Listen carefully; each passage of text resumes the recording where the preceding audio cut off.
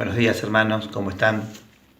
Un domingo más que nos reunimos a celebrar la Cena del Señor, el partimiento del pan. Sexto domingo donde venimos por intermedio de este medio que Dios permitió para que podamos vernos y compartir este mensaje. Queremos rogarle al Señor de la mies, al Señor de los cielos, que nos bendiga en esta mañana y que juntos podamos hacer memoria de su nombre como Él nos manda, en el partimiento del pan y tomar de la copa. Así que les invito a que iniciemos orando a nuestro Padre Celestial. Padre, en el nombre del Señor Jesús, te damos gracias, Señor, por este tiempo que nos das y te rogamos en el nombre del Señor Jesús que tú nos bendigas y que podamos hacer digna memoria de ti. Iniciamos este culto en el nombre del Señor Jesucristo. Amén.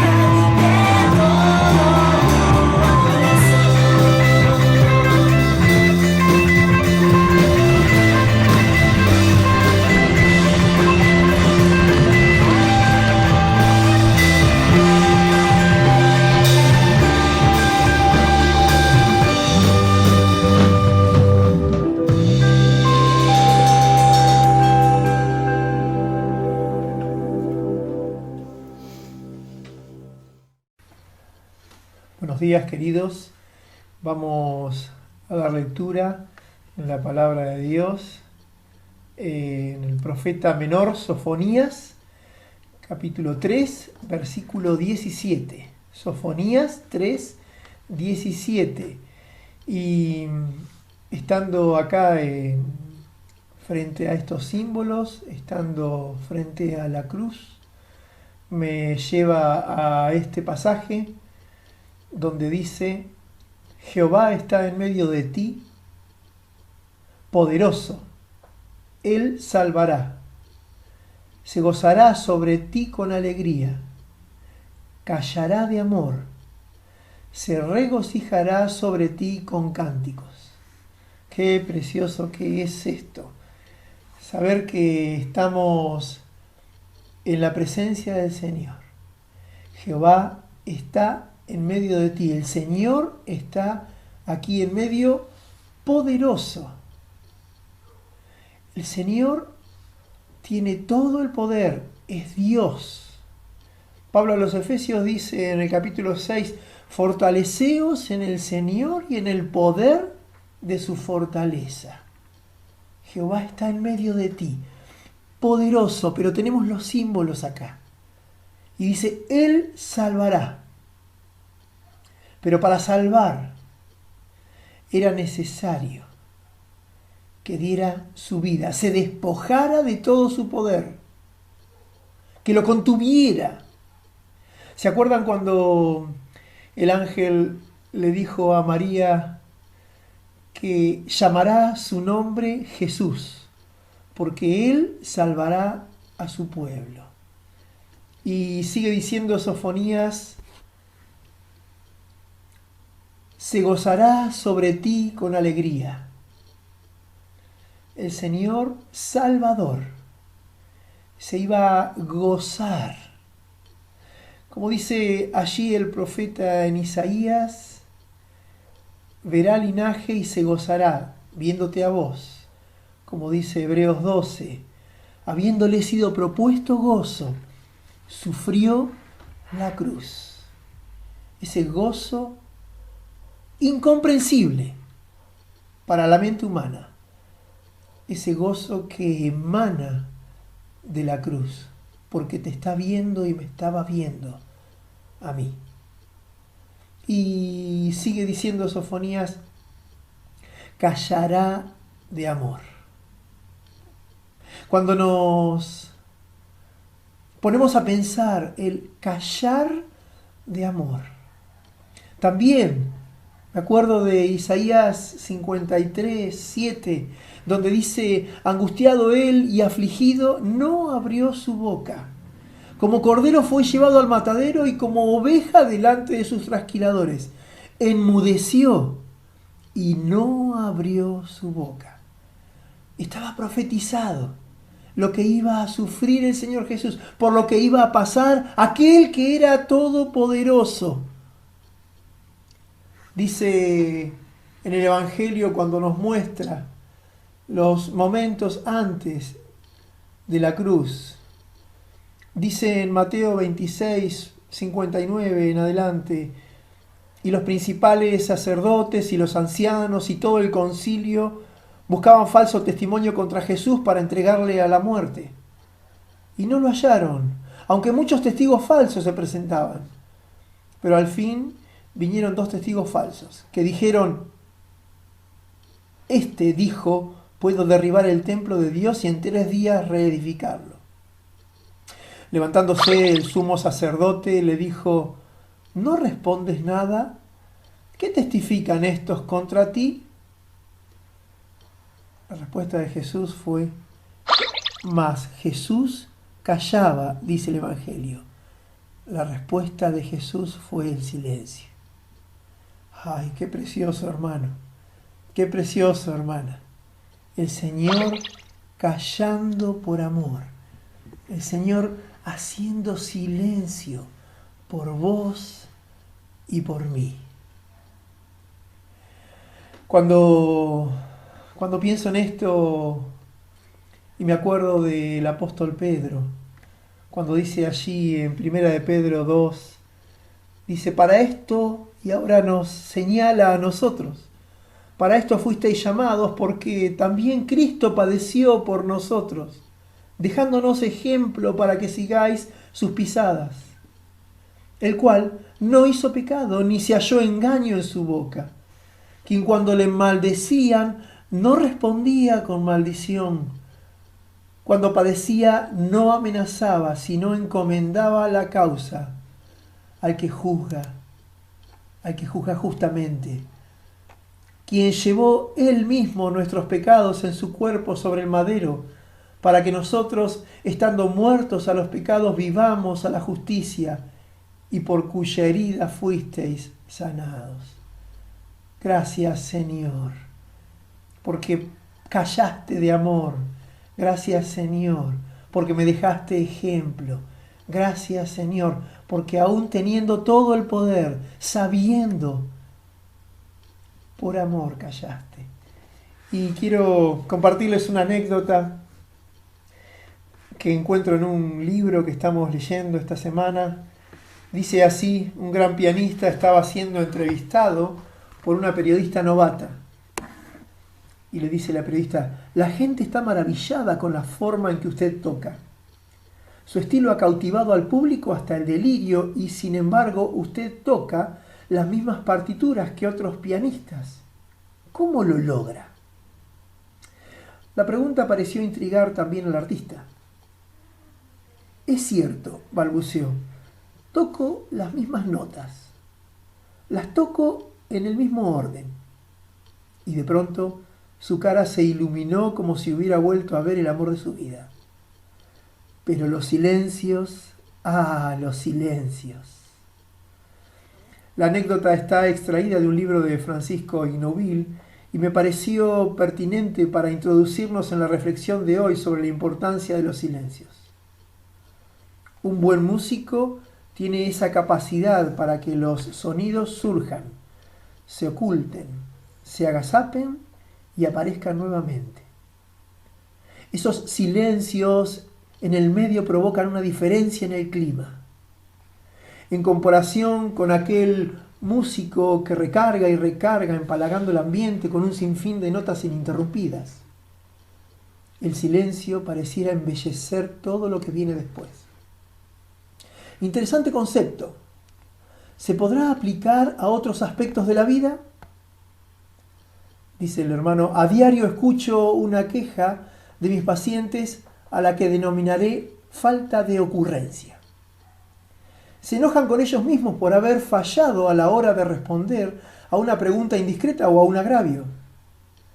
Se autoproclaman tontos o estúpidos por no haberle dicho al otro alguna cosa como para hacerlo callar. En el análisis posterior que realizamos, muchas veces llegamos a la conclusión que esa falta de ocurrencia ha sido una gran ayuda como para no cometer ahí sí una verdadera tontería. Horas o días después, ese silencio permite encontrar una reflexión más lúcida. En algún caso permite continuar la conversación, pausa de por medio, ahora con la respuesta más adecuada. En otros casos, la persona experimenta el freno de la ocurrencia. No faltaron ideas para responder, pero sobró cordura para acallar esas voces internas que destilaban palabras hirientes. Ese silencio protegió al otro, a uno mismo y a la relación. Se sabía qué decir o cómo pegarle al otro donde más le duele. Abundan las frases que podrían haberle dado un golpe de knockout al otro. Hasta se podría llegar a mencionar un punto débil que se conocía del interlocutor. Ocurrencia sobraba, pero gracias a Dios también abundó la prudencia y el respeto. ¿Cuánto se puede lastimar haciendo referencia a los defectos, traumas o limitaciones de la otra persona? Por lo cual es aún más destacable el freno de la ocurrencia que la falta de ocurrencia. El que frenó todo aquello que podía haber utilizado para ganar, entre comillas, una disputa, tiene un mérito mayor que aquel que ni siquiera tuvo la posibilidad de agredir verbalmente al otro porque no sabía cómo hacerlo. Amigo, amiga, dejemos de lado la idea de que el que habla mucho es el inteligente y el que calla es un idiota. A los más sabios, Dios ya los entrenó en el freno de la ocurrencia. A otros a veces nos ayuda con la falta de ocurrencia. Aprendamos a convivir con un poco de silencio en nuestras conversaciones o en nuestra soledad. No lo interrumpamos a Dios en todo lo que tiene para decirnos. No recarguemos el ambiente con tanta palabra nuestra. Hasta luego. Qué precioso que es que podamos escuchar, ser como Cristo y poder hacer silencio en la presencia del Señor. El silencio en estos tiempos está bastante devaluado. El hombre y la mujer no quieren, no gustan del silencio. A veces porque lo que hay dentro no gusta, ¿no? Pero el silencio es necesario. Y especialmente en la presencia del Señor. La semana pasada, esta semana que termina, necesitaba orar, mi cabeza estaba dando vueltas y vueltas y agotada de pensar.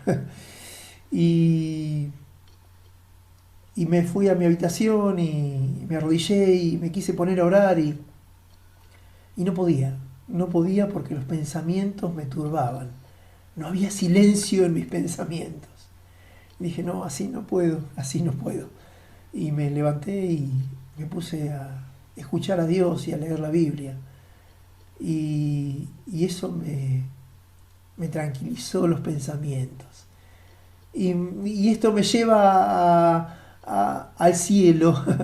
Apocalipsis 8:1 dice: cuando el Cordero abrió el séptimo sello, se hizo silencio en el cielo. Queridos, queridas, hagamos silencio en la presencia del Señor. Seguramente Él tiene mucho para decirnos. Que el Señor te bendiga y podamos concentrarnos en silencio ante la cruz, ante estos símbolos preciosos que nos representan al Cordero de Dios. Que el Señor te bendiga. Muy bien, hermanos, aquí estamos para hacer memoria del Señor. Vamos a partir el pan. Vamos a pedir que Dios bendiga este pan, símbolo de su cuerpo. Padre, en el nombre del Señor Jesús, te damos gracias, Señor, por este tiempo. Gracias te damos por este pedazo de pan, Señor, que nos habla de tu cuerpo puesto en la cruz del Calvario. Pedimos que tú lo bendigas en el nombre del Señor Jesús. Amén. Amén.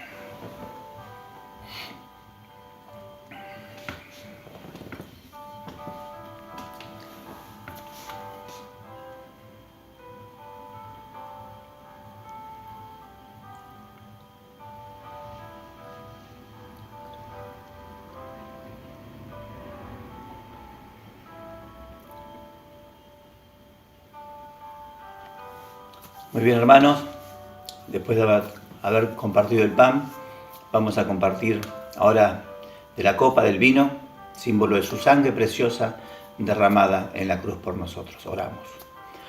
Padre, también te damos gracias por esta copa, Señor, que nos habla de la sangre derramada en la cruz del Calvario, símbolo de tu sangre preciosa.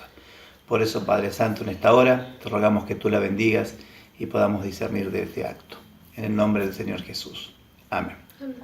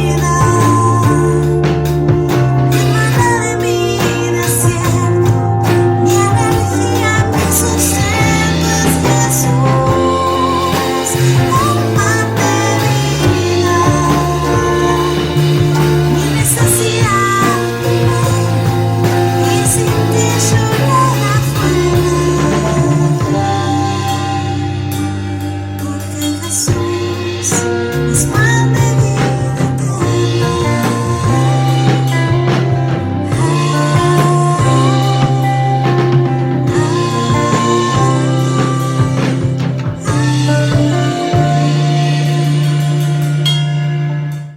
Muy bien, hermanos, hasta aquí llegamos con esta reunión del partimiento del pan.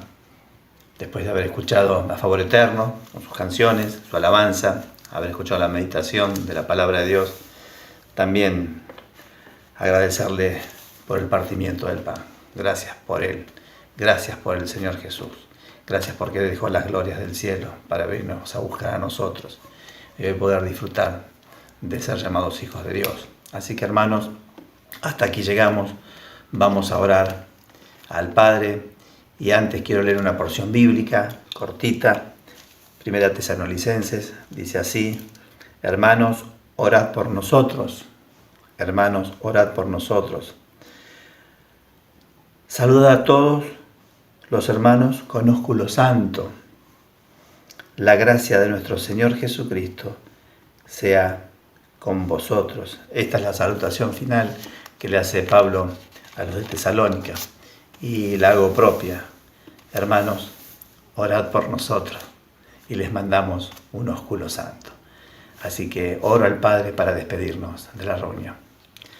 Padre, en el nombre del Señor Jesús te damos gracias, Señor, por este tiempo que nos has dado, este tiempo de poder compartir, de poder mirar el pan, el vino, símbolo de tu sangre, tu cuerpo precioso por nosotros puesto en la cruz. Y rogamos en el nombre del Señor Jesús que tú nos bendigas, que tú seas el que abra el camino, que tú seas el que vaya adelante nuestro, abriendo y cerrando puertas. Padre Santo, te pedimos de tu mano, pedimos que tú, Señor, seas el que nos conduzca, que seas tú, Señor, el que pone, Señor, la mano delante nuestro. Gracias, Padre. Oramos en el nombre del Señor Jesús. Amén, Señor. Te alabamos. Amén.